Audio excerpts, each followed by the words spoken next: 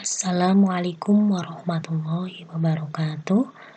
Alhamdulillahirabbil alamin wa bihi nasta'inu ala umuri dunya waddin wassalatu wassalamu ala asrofil anbiya'i wal mursalin sayyidina wa maulana Muhammadin wa ala alihi wa sahbihi ajma'in amma ba'd.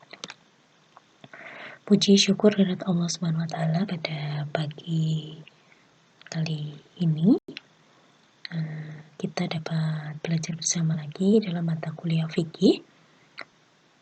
Untuk pertemuan kali ini kita akan membahas tentang tauharoh.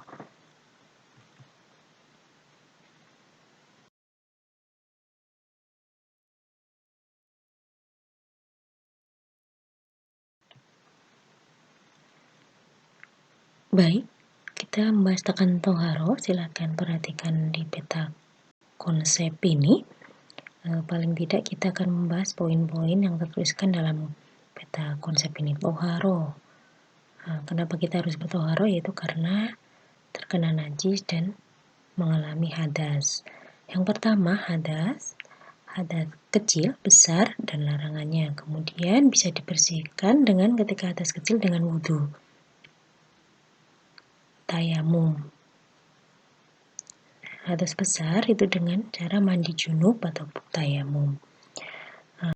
Yang akan kita bahas lebih lanjut, nanti kita akan bahas tentang cara membersihkan hadas ya, baik hadas kecil maupun hadas besar, yang mencangkup pengertian hukum, sebab, batal, syarat, rukun, sunnah. Kemudian najis. Najis itu ada 3 macam, ringan, sedang, besar, cara mensucikan.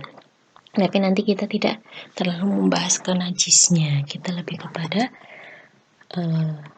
wudhu, tayamum, dan mandi junub.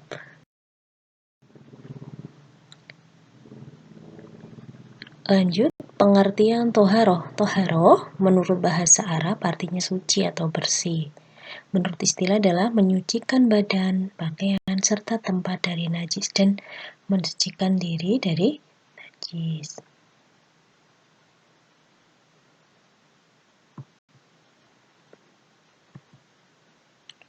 Nah, ini dalilnya. Bismillahirrahmanirrahim.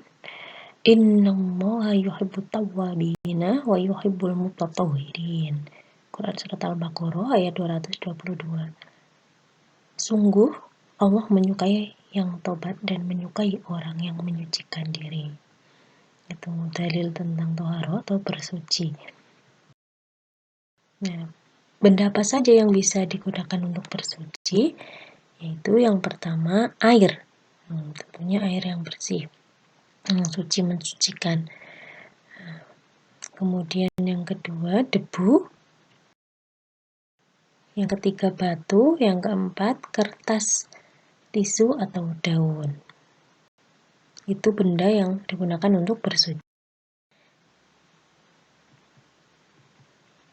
Lanjut, hadas dan cara mensucikannya. Nah, kita perlu mengetahui pengertian dari hadas.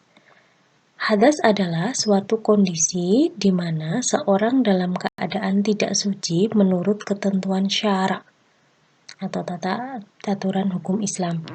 Hadas dibagi menjadi 2 macam, yaitu hadas kecil dan hadas besar.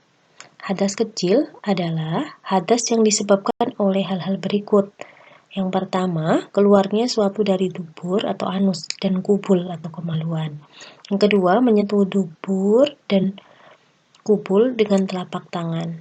Yang ketiga, hilang akalnya karena tidur, epilepsi, gila, dan mabuk. Yang keempat, bersentuhan antara kulit perempuan dan laki-laki yang bukan muhrim. Nah, ini kalau masalah bersentuhan nanti tergantung dari keyakinan teman-teman masing-masing, karena ada ulama yang mengatakan bersentuhan itu tidak batal antara laki-laki dan perempuan. Namun ada yang mengatakan batal ya. Nah, ini tergantung nanti kepercayaan teman-teman. Cara mencucikannya yaitu berwudu atau bertayamum apabila tidak ada air. Jadi cara mencucikan tadi hadas kecil yaitu dengan cara berwudu atau bertayamum.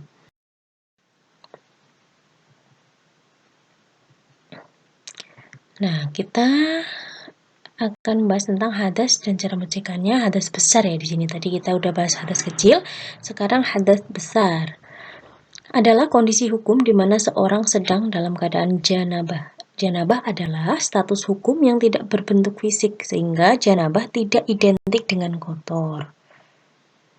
Hadas besar merupakan hadas yang disebabkan oleh hal-hal berikut ini. Yang pertama, berhubungan suami istri. Yang kedua, datang bulan atau haid bagi wanita. Yang ketiga, keluarnya darah nifas bagi wanita. Yang keempat, melahirkan. Yang kelima, keluar mani. Yang keenam, meninggal dunia. Itu hadas besar. Cara mensucikannya yaitu mandi wajib atau bertayamum apabila tidak ada air atau hal-hal lain, misalkan sakit dan sebagainya. Tapi kalau misalkan teman-teman tidak ada alasan itu, ya wajibnya adalah mandi wajib.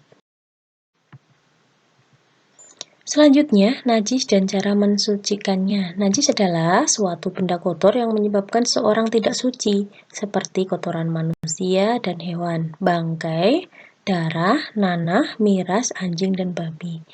Najis dibagi menjadi 3 macam, yaitu najis mukhafafah, ringan, najis mutawasito, sedang, dan najis mughalladhah, berat.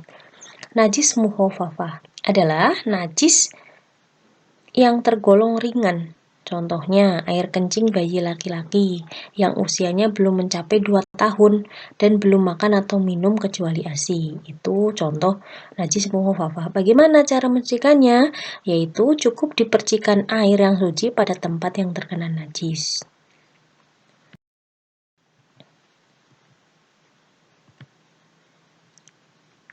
Yang kedua, najis mutawasito adalah najis yang tergolong sedang. Jadi tadi ringan, kemudian ini mutawasito sedang. Kebanyakan najis yang tergolong dalam jenis najis mutawasito seperti darah, nanah, kotoran manusia atau binatang, muntah-muntahan, bangkai, dan minuman yang memabukkan. Najis ini dibagi menjadi 2, yaitu najis ainiyah dan najis hukmiyah. Yang pertama, najis mutawasito ainiyah, yaitu najis yang dapat diketahui dengan indera seperti warna atau bentuknya, baunya atau rasanya. Cara mencucikannya yaitu dengan cara dicuci dengan air yang mengalir sampai hilang warna atau bentuknya, baunya, dan rasanya. Kemudian yang kedua, najis mutawasito hukmiyah, yaitu najis yang tidak dapat diketahui dengan indera seperti warna atau bentuknya, baunya, atau rasanya. Namun, kita yakin najis tersebut ada, seperti percikan air kencing pada celana yang sudah kering. Cara menyucikannya, dicuci dengan air yang mengalir tanpa harus hilang warna atau bentuknya, baunya, dan rasanya karena tidak nyata. Ini tidak diketahui dengan indera secara pasti ya, baik bentuk warnanya. Nah, itu masuknya mutawasito hukmiyah. Misalkan teman-teman mungkin lagi jemur pakaian, tiba-tiba ada anak kecil kencing misalkan di situ, dan kita merasa bahwasanya pakaian kita itu terpercik oleh air itu, air kencing tadi, dan kita walaupun tidak bisa melihatnya, tetapi untuk menjaga kesucian pakaian yang kita pakai, ya harus dicuci lagi dengan air yang mengalir begitu. Yang ketiga, tadi kan pertama mukhafafah, mutawasito, dan yang ketiga najis mughalladhah adalah najis yang tergolong berat, yaitu najis yang bersumber dari anjing dan babi, baik jilatannya, air kencingnya, kotorannya, daging, tulang, darah, maupun bangkainya. Nah, itu najis ya. Cara menyucikannya yaitu dicuci dengan air yang suci sebanyak 7 kali, dan salah satunya harus dicampur tanah atau debu yang suci. Gitu. Jika terkena najis dari najis mughalladhah, anjing ataupun babi. Lanjut. Nah, kita akan membahas tentang perbedaan hadas dan najis. Nah, yang pertama hadas.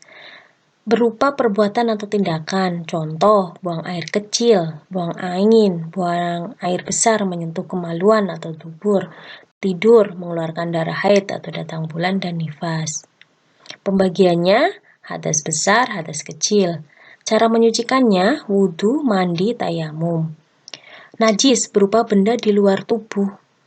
Contoh air kencing, nanah, darah termasuk darah haid juga, kotoran kucing, bangkai, dan sebagainya. Najis pembagiannya yaitu ada 3, najis mukhafafah, najis mutawasito, najis mukhalatoh. Cara menyucikannya, dicuci dan dibersihkan sesuai tingkatan najisnya. Itu perbedaan hadas dan najis. Nah, sekarang kita bahas tentang cara bersuci yang pertama yaitu wudhu. Sebagaimana dalam firman Allah Quran surat Al-Maidah, A'udzu billahi minasyaitonir rajim. Bismillahirrahmanirrahim. Ya ayyuhalladzina amanu idza kuntum ilas sholati faghsilu wujuhakum wa aydiyakum ilal marafiqi wamsahu biru'usikum wa arjulakum ilal ka'bayn.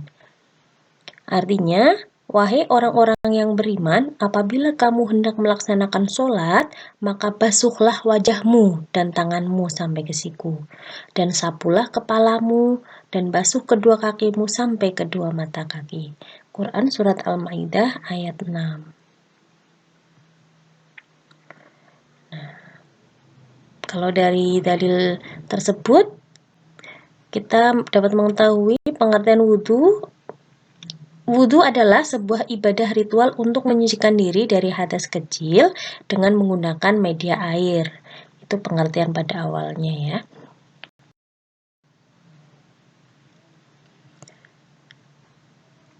Hukum wudhu wajib apabila hendak sholat. Kemudian yang kedua, tawaf di seputar Ka'bah. Itu wajib hukum wudhu. Sunnah apabila hendak, yang pertama mengulangi wudhu untuk tiap sholat. Padahal belum batal ya. Misalkan waktu maghrib dengan isya kan dekat. Nah, sholat maghrib kemudian belum batal wudhunya, kita tetap melakukan sholat lagi. Itu kalau kita tetap melakukan wudhu lagi itu masuknya ke sunnah. Yang kedua, menyentuh kitab-kitab syariah. Misalkan kitab tafsir hadis, akidah, fikih, dan lain-lain. Yang ketiga, ketika akan tidur. Yang keempat, sebelum mandi dan janabah. Yang kelima, ketika marah. Yang ketujuh, ketika melantunkan azan dan iqamah. 8. Zikir. Rukun wudhu. Nah, ini rukun wudhu perlu teman-teman pahami. Yang pertama, niat. Nah, yang kedua, membasuh muka. Yang ketiga, membasuh kedua tangan sampai ke siku. Yang keempat, mengusap sebagian kepala. Yang kelima, membasuh kedua belah kaki sampai mata kaki. Yang keenam, tertib. Syarat sah wudhu. Yang pertama, Islam. Kemudian yang kedua, mumayyiz atau tamyiz, dapat membedakan baik dan buruk. Yang ketiga, tidak berhadas besar. Yang keempat, dengan air yang suci dan mensucikan. Air hujan, air sungai yang mengalir ya. Atau air sungai yang tenang tapi dalam jumlah banyak. Sungai kan banyak ya, air laut, air hujan, air salju, dan lain-lain. Kemudian syarat sah wudhu yang selanjutnya, tidak ada penghalang air sampai ke kulit. Mengetahui mana yang wajib dan mana yang sunnah. Nah, tadi itu harus dipahami wajibnya mana, sunnahnya mana ketika. Baik, kita akan mempelajari sunnah-sunnah wudhu. Yang pertama, membaca basmalah sebelum wudhu. Yang kedua, membasuh kedua tangan sampai pergelangan tangan. Yang ketiga, berkumur-kumur. Yang keempat, intisyak atau istinsar. Bersiwak, membasuh sela-sela kedua tangan dan kaki. Meresapkan air ke jenggot apabila yang punya jenggot, ini laki-laki ya. Membasuh seluruh kepala dan membasuh kedua telinga. Ada yang mengatakan nggak seluruh kepala dibasuh tetapi sebagian saja, bagian depan atau belakang pun boleh. Kalau seluruh kepala basah semua, apalagi yang perempuan ya, mukenanya langsung basah semua. Membasuh masing-masing 3 kali, mendahulukan yang kanan. Tahlil atau tertib ya. Tahlil, membaca doa setelah wudhu. Nah, itu sunah-sunah wudhu. Kemudian hal-hal yang membatalkan wudhu, keluarnya sesuatu dari kubul maupun dubur, tidur yang tidak tetap tempat duduknya, misalkan ada yang tidur dengan duduk dan tidurnya tenang, tidak bergoyang-goyang atau kepalanya tidak sampai menyentuh lantai. Nah, itu bisa dikatakan tidak batal wudhunya, tidur dengan duduk dan duduknya itu tenang. Hilang akalnya sebab gila, pingsan, mabuk, dan tidur nyenyak. Nah, persentuhan kulit antara pria dan wanita. Ini lagi-lagi kalau masalah persentuhan kulit tergantung percayaan masing-masing. Tersentuh kemaluan dengan telapak tangan maupun jari. Nah, itu yang membatalkan wudhu. Nah, kita bisa lihat gambar tentang berwudhu. Nah, ini berniat di dalam hati dan tidak diucapkan. Bisa juga diucapkan biar memudahkan kita atau memantapkan hati kita. Kemudian mengucapkan bismillah, mencuci kedua telapak tangan sebanyak 3 kali dan menyela-nyela antara jari jemari kedua tangan. Tuh, perhatikan cara mencuci kedua telapak tangan, yaitu mencuci kedua telapak tangan serta menyela-nyela di antara jari-jari kedua tangan. Berkumur-kumur dan istinsyaq, menghirup ke dalam hidung, menghirup air dengan telapak tangan kanan, lalu istinsar, menyemburkan air keluar dengan tangan kiri. Hal ini dilakukan sebanyak 3 kali. Berkumur-kumurlah dengan sungguh-sungguh, yaitu dengan menggerakkan air ke seluruh bagian dalam mulut. Nah, demikian pula dengan istinsyaq. Engkau harus bersungguh-sungguh, yaitu dengan menghirup air ke bagian dalam hidung kecuali sedang puasa. Nah, ini kita tunjukkan cara berwudu baik sunnah maupun wajibnya ya. Kita tuliskan di sini. Kalau tadi berkumur-kumur dan istinsyaq itu termasuk sunnah dalam wudhu. Muka sebanyak 3 kali. Batasan muka adalah dari telinga satu ke telinga lain. Jadi batasan muka adalah dari telinga satu ke telinga yang lain dan dari batasan tempat tumbuhnya rambut kepala di atas kening atau dahi hingga dagu ya. Nah, itu perhatikan gambarnya. Tangan sebanyak 3 kali, lalu tangan kiri, tangan kanan dulu 3 kali, kemudian tangan kiri juga 3 kali. Dimulai dari ujung jari dengan menyela-nyela jari jemari, lalu menggosok-gosokkan air ke lengan, kemudian mencuci siku, demikian pula dengan tangan kiri. Atau dimulai dari siku hingga ke ujung jari. Bisa lihat gambar 10. Nah, ini.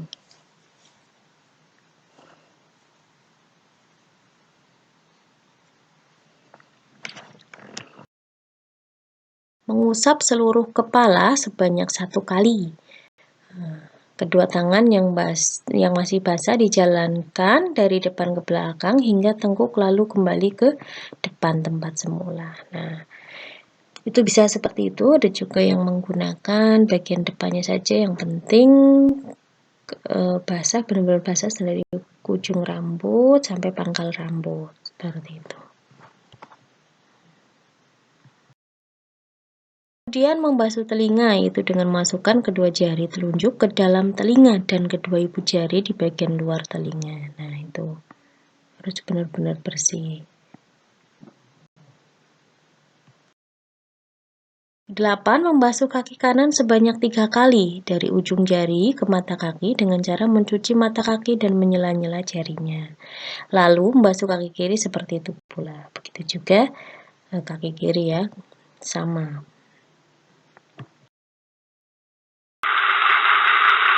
Selanjutnya mengucapkan doa setelah wudhu. Ini termasuk sunnah wudhu juga. Bismillahirrahmanirrahim. Asyhadu an la ilaha illallah wahdahu la syarikalah. Wa asyhadu anna Muhammadan abduhu wa rasuluh. Aku bersaksi bahwa tidak ada Tuhan atau Allah yang berhak diibadahi kecuali Allah semata, tidak ada sekutu baginya, dan aku bersaksi bahwa Nabi Muhammad adalah hamba dan rasulnya. Atau doa di bawah ini juga bisa. Yang populer tapi yang berikut ini. Allahumma ja'alni minat tawabina waj'alni minal mutatahhirin. Itu yang populer. Tentang wudhu, kita selanjutnya akan mempelajari tentang tayamum. Dalil tayamum terdapat dalam Quran surat Al-Maidah surat ke-5 ayat ke-6. A'udzu billahi minasyaitonir rajim. Bismillahirrahmanirrahim. Wa in kuntum marda aw ala syafarin aw jaa ahadum minkum minal ghaidi aw lamastumun nisaa falam tajidu ma'an fatayammamu su'idan thayyiban famsahu biwujuhikum wa aydikum minhu. Itu dalilnya. Artinya, dan jika kamu sakit atau dalam perjalanan atau kembali dari tempat buang air atau kakus atau menyentuh perempuan, maka jika kamu tidak memperoleh air, maka bertayamumlah dengan debu yang baik atau suci, usaplah wajahmu dan tanganmu dengan debu itu. Pengertian tayamum. Tayamum adalah bersuci dengan debu yang diusapkan ke muka dan kedua tangan sampai siku dengan beberapa syarat yang telah ditentukan sebagai pengganti wudhu atau mandi wajib. Nah, itu pengertian tayamum.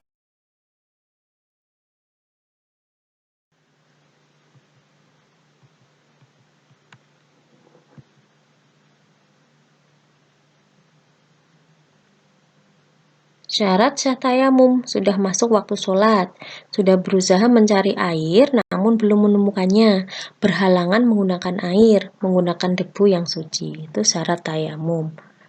Kemudian sebab-sebab diperbolehkan tayamum apa saja? Yang pertama sakit, yang kedua dalam perjalanan, yang ketiga tidak ada air, yang keempat air tidak terjangkau, yang kelima air tidak cukup, yang keenam suhu sangat dingin, sehingga takutnya nanti ketika berwudu dengan air karena waktunya sangat dingin, suhunya sangat dingin menyebabkan sakit.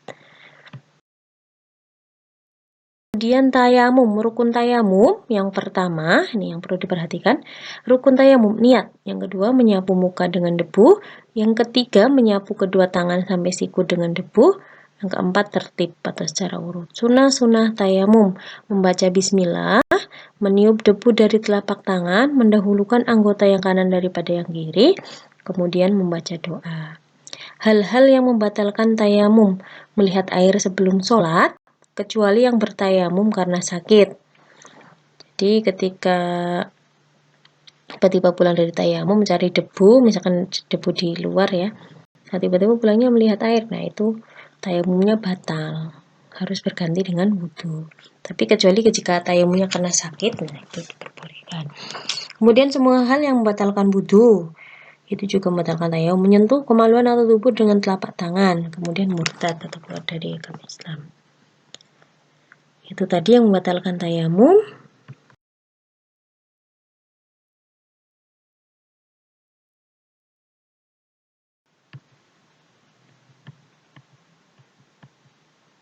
Mandi wajib merupakan cara bersuci atau tohara untuk menghilangkan hadas besar. Sebagaimana dalam firman Allah Quran surat Al-Maidah ayat 6. Fa in kuntum junuban fatahharu. Wa in kuntum junuban fatahharu. Dan jika kamu junub maka mandilah. Nah, itu dalil dari mandi wajib. Sebab diharuskan mandi wajib, yang pertama berhubungan suami istri, yang kedua datang bulan atau haid bagi wanita, yang ketiga keluarnya darah nifas bagi wanita, yang keempat melahirkan, yang kelima keluar mani, yang terakhir meninggal dunia. Itu yang diharuskan mandi wajib. Rukun mandi wajib pertama niat, yang kedua mengalirkan dan membasuh air ke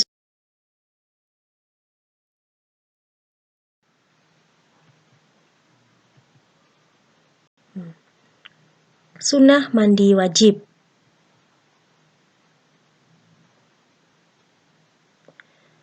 Yang pertama, membaca bismillah pada permulaan mandi. Yang kedua, mencuci kedua tangan dan kaki. Yang ketiga, mencuci dua kemaluan. Yang keempat, membersihkan najis. Yang kelima, sela-sela rambut. Nah, jadi mandi wajib itu kan dari ujung rambut sampai ujung kaki harus basah semua. Membasahi seluruh badan, wudhu sebelum mandi. Jadi sebelum mandi wudhu dulu, menggosok badan hingga bersih dari segala kotoran. Mendahulukan anggota badan yang kanan. Menghadap kiblat sewaktu mandi, membasuh badan sampai 3 kali. Membaca doa seperti doa sesudah wudhu dan tertib. Itu mandi wajib. Larangan bagi orang yang berhadas besar: sholat, tawaf, memegang mushaf, iktikaf. Khusus wanita yang haid dan nifas dilarang berhubungan intim dan berpuasa. Kemudian sujud tilawah. Selanjutnya, tata cara mandi wajib. Nah, nih. Yang pertama, berwudu. Tadi sunnah ya, sebelum mandi wajib. Jadi wudu dulu. Wudu yang pertama, mandi wajib. Selanjutnya, berniat mandi wajib dengan membaca nawaitul husla li raf'il hadasil akbari fardhu lillahi ta'ala. Itu niatnya, saya niat mandi untuk membersihkan hadas besar fardu karena Allah Ta'ala. Mencuci kedua telapak tangan sambil membaca bismillah. Yang kedua, mencuci atau membersihkan kamaluan dengan tangan kiri. Yang ketiga, menyela-nyela jemari tangan dan menuangkan air ke atas kepala sebanyak 3 kali. Selanjutnya, meratakan air ke seluruh tubuh atau mandi. Membasuh kedua kaki, lakukan wudhu yang kedua. Nah, setelah membasuh kedua kaki, selesai mandi ya, kemudian lakukan wudhu yang kedua. Berdoa seperti doa setelah wudhu. Allahumma ja'alni minat tawabina waj'alni minal mutatahhirina waj'alni min ibadikas sholihin. Ditambah itu juga bisa. Itu doa setelah wudhu. Itu tata cara mandi wajib. Toharoh dalam kehidupan. Bertoharoh mengarahkan setiap muslim untuk menjaga kebersihan dan kesucian. Kemudian akan merasa percaya diri ketika berkumpul dengan orang lain. Menjaga kebersihan dan kesucian semata-mata karena Allah akan mendapatkan pahala. Itu manfaat toharoh dalam kehidupan sehari-hari. Jadi sangat penting untuk kita semua, harus kita lakukan, harus kita pahami tata caranya. Minimal dalam Islam itu ada 3 tadi, wudhu, bagaimana caranya, kemudian yang membatalkan wudhu, sunnah wajibnya apa, begitu juga dengan tayamum dan mandi wajib atau mandi junub.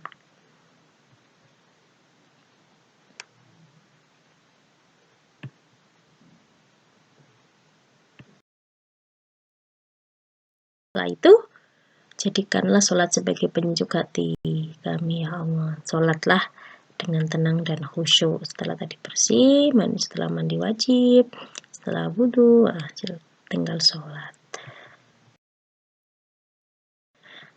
Terima kasih untuk perhatiannya. Tolong dipahami dengan baik materi ini dan jalankan dengan baik pula. Semoga bermanfaat untuk kita semua.